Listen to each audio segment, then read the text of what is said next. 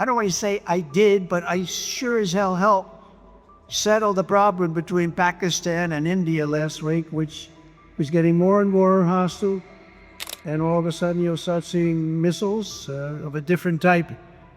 And we got it settled. I hope I don't walk out of here and 2 days later find out that it's not settled, but I think it is so. And we talked to them about trade. Let's do trade instead of do war. And Pakistan was very happy with that, and India was very happy with that, and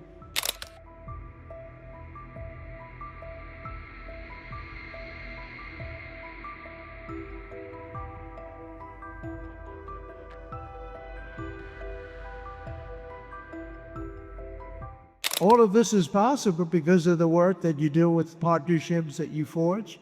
In this case, it was Pakistan. And by the way, I don't want to say I did, but I sure as hell helped settle the problem between Pakistan and India last week, which was getting more and more hostile. And all of a sudden you'll start seeing missiles of a different type. And we got it settled. I hope I don't walk out of here and 2 days later find out that it's not settled, but I think it is so. And we talked to them about trade. Let's do trade instead of do war. And Pakistan was very happy with that, and India was very happy with that, and I think they're on the way. You know, they have been fighting for about 1,000 years in Australia. So I said, I could settle that up. I can settle anything. Let me set it up. Let's get them all together. How long have you been fighting? About 1,000 years. Oh, that's a lot. I'm not sure about that. I'm not sure about settling. That's a tough one. They've been fighting for a long time. But we got that settled. Everybody was very happy, I'll tell you. And that looked like it was really going to be escalating out of control. But with us today is the first sergeant of the 379th Wing, Master Sergeant Patrick Elders. And Patrick, wherever you may be, where are you, Patrick?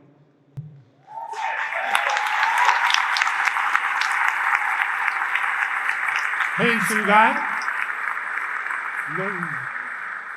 I'm looking at him from here, and it says after having served 22 years, he's a lot. How long did he go in there? Oh, that's amazing. It looks like he's like 25 years old. I'm saying 22 years. He said, we must have this mixed up. We don't have it mixed up. I guess when you love what you do, you stay young, right? And he loves what he does, no doubt about it. But having served over 22 years in the Air Force, he's one of his, right now, this is his 6th deployment.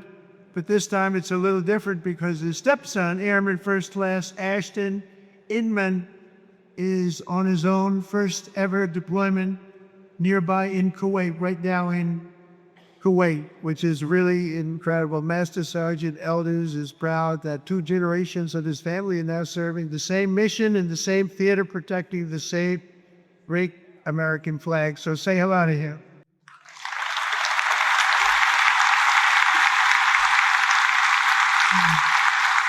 One story, a lot of stories like that. And I want to thank Airman First Class Inman also very much. That's a great story. That's a great story, and we have many of them. I guarantee in this room right there, there are many such stories. There are several married couples serving side by side in uniform at this base, including Staff Sergeants Tyler and Paige Duckworth.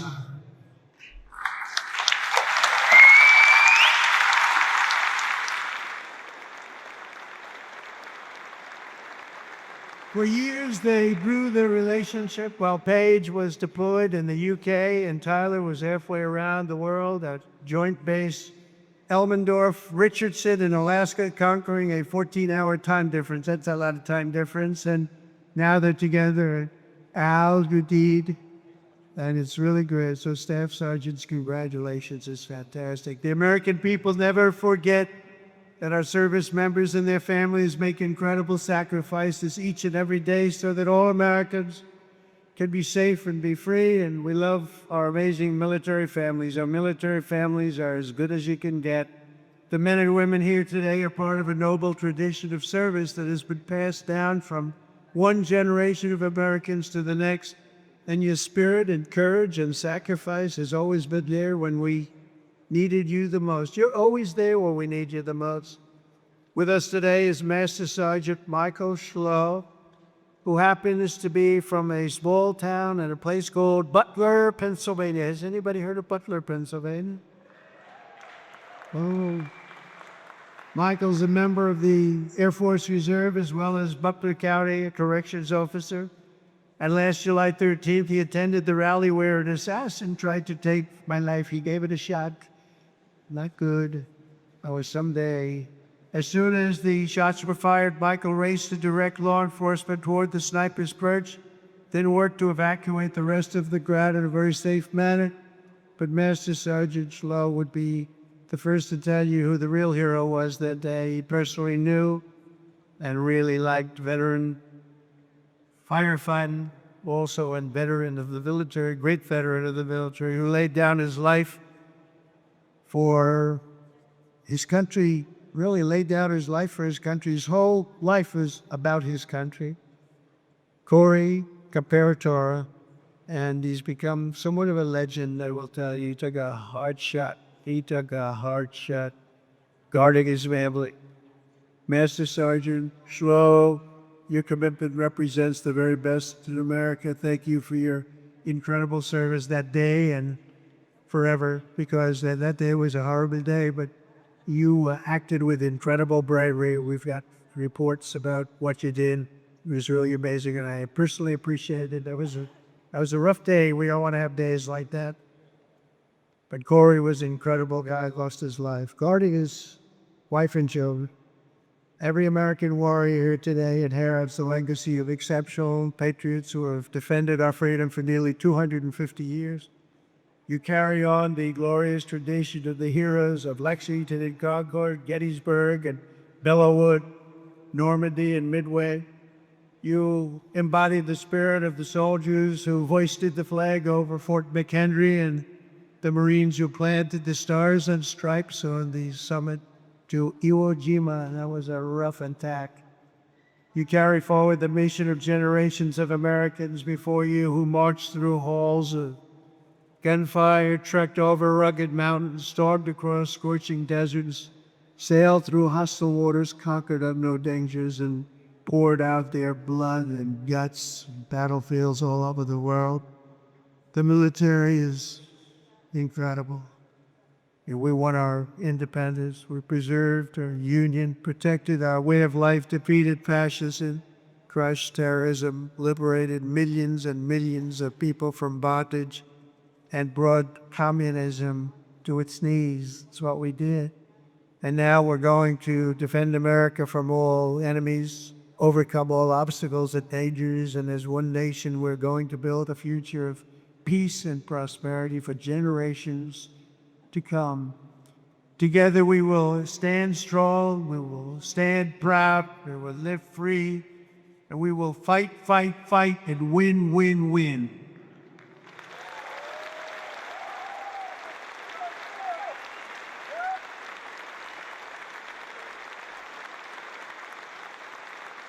So, my trip is 4.5 days, but this is the one I was so looking forward because I'm with the people that I really love and respect. But we love and respect you. This is what you're doing, the service you do for your country. You keep us safe. There is no more important profession. And I was so proud to see those reports coming in just a few days ago saying that the enrollment is at the highest level ever, especially when I had to suffer running against a group of people that were very inappropriate, where they allowed that reputation of what you stood for and what you stand for to deteriorate to a point where we weren't able to recruit. So just remember this, you have a job now that everybody wants. Everybody wants to be doing what you're doing. It's a special job. And I'm so proud. When I saw those numbers come across the board that we set the record for enrollment in the military, and we took that from the exact opposite just 6 months before. I was very, very proud of that. We have a great country. We have a proud country. We have a country that's respected all over the world. And as I said before, a year ago we were laughed at, but nobody's laughing in our country anymore. We're the most respected country anywhere in the world. And thank you very much, and enjoy your lives, and God bless America. Thank you very much.